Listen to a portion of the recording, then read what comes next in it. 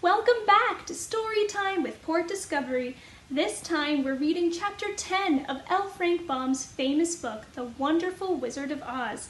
In Chapter 9, the Tin Woodman was able to befriend the Queen of the Field Mice, and she asked all of her mice subjects to help carry the Cowardly Lion on a truck away from the dangerous poppies, and he was saved. And this time, in Chapter 10, it's the moment we've been waiting for. Dorothy and her friends are finally going to reach the Emerald City. Let's see what happens. The Wonderful Wizard of Oz, Chapter 10, The Guardian of the Gate. It was some time before the Cowardly Lion awakened, for he had lain among the poppies a long while, breathing in their deadly fragrance. But when he did open his eyes and roll off the truck, he was very glad to find himself still alive. "I ran as fast as I could," he said, sitting down and yawning. "But the flowers were too strong for me. How did you get me out?" Then they told him of the field mice, and how they had generously saved him from death, and the Cowardly Lion laughed and said, "I have always thought myself very big and terrible, yet such small things as flowers came near to killing me, and such small animals as mice have saved my life. How strange it all is! But comrades, what shall we do now?" "We must journey on until we find the road of yellow brick again," said Dorothy, "and then we can keep on to the Emerald City." So the lion being fully refreshed and feeling quite himself again, they all started upon the journey, greatly enjoying the walk through the soft, fresh grass. And it was not long before they reached the road of yellow brick and turned again toward the Emerald City where the great Oz dwelt.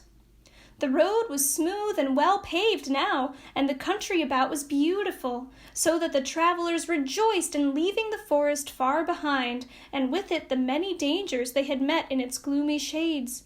Once more they could see fences built beside the road, but these were painted green, and when they came to a small house in which a farmer evidently lived, that was also painted green. They passed by several of these houses during the afternoon, and sometimes people came to the doors and looked at them as if they would like to ask them questions, but no one came near to them nor spoke to them because of the great lion, of which they were very much afraid. The people were all dressed in clothing of a lovely emerald green color, and wore peaked hats like those of the Munchkins. "This must be the land of Oz," said Dorothy, "and we are surely getting near the Emerald City." "Yes," answered the Scarecrow, "everything is green here, while in the country of the Munchkins blue was the favorite color. But the people do not seem to be as friendly as the Munchkins, and I'm afraid we shall be unable to find a place to pass the night." "I should like to eat something besides fruit," said the girl, "and I'm sure Toto is nearly starved. Let us stop at the next house and talk to the people." So when they came to a good-sized farmhouse, Dorothy walked boldly up to the door and knocked. A woman opened it just far enough to look out and said, "What do you want, child, and why is that great lion with you?" "We wish to pass the night with you, if you will allow us," answered Dorothy. "And the lion is my friend and comrade, and would not hurt you for the world." "Is he tame?" asked the woman, opening the door a little wider. "Oh, yes," said the girl, "and he is a great coward, too, so that he will be more afraid of you than you are of him."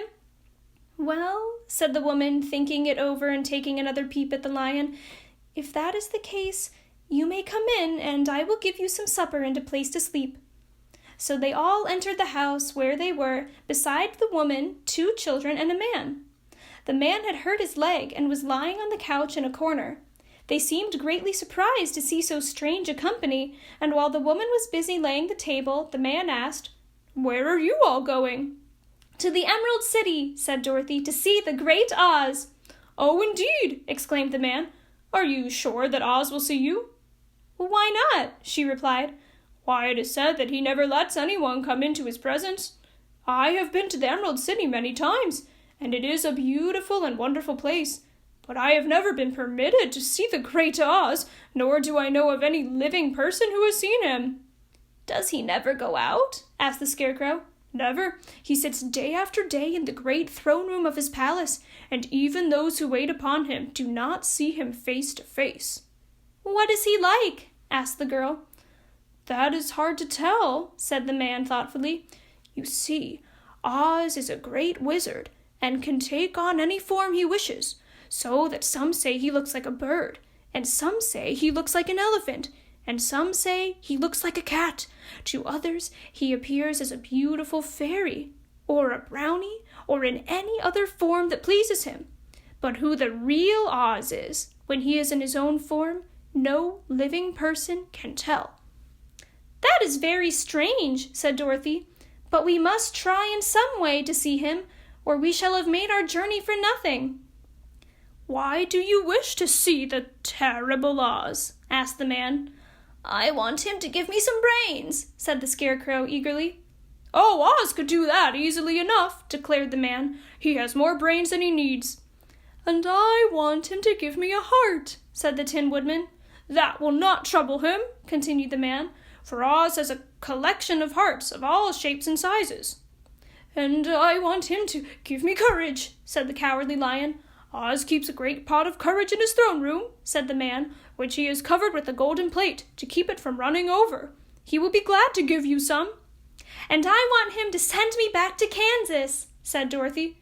"Where is Kansas?" asked the man in surprise. "I don't know," replied Dorothy sorrowfully, "but it is my home, and I'm sure it's somewhere." "Very likely. Well, Oz can do anything, so I suppose he will find Kansas for you. But first you must get to see him, and that will be a hard task, for the Great Wizard does not like to see anyone, and he usually has his own way. But what do you want?" he continued, speaking to Toto. Toto only wagged his tail, for, strange to say, he could not speak. The woman now called them that supper was ready, so they gathered around the table, and Dorothy ate some delicious porridge and a dish of scrambled eggs and a plate of nice white bread, and enjoyed her meal. The lion ate some of the porridge, but did not care for it, saying it was made from oats, and oats were food for horses, not for lions. The Scarecrow and the Tin Woodman ate nothing at all.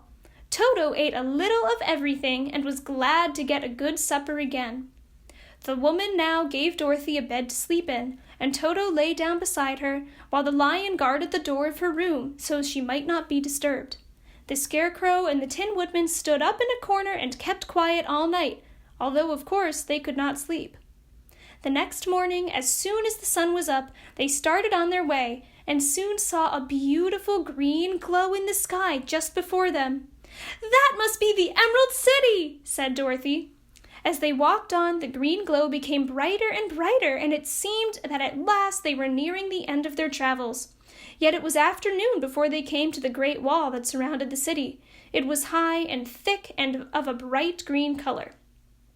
In front of them, and at the end of the road of yellow brick, was a big gate, all studded with emeralds that glittered so in the sun that even the painted eyes of the Scarecrow were dazzled by their brilliancy.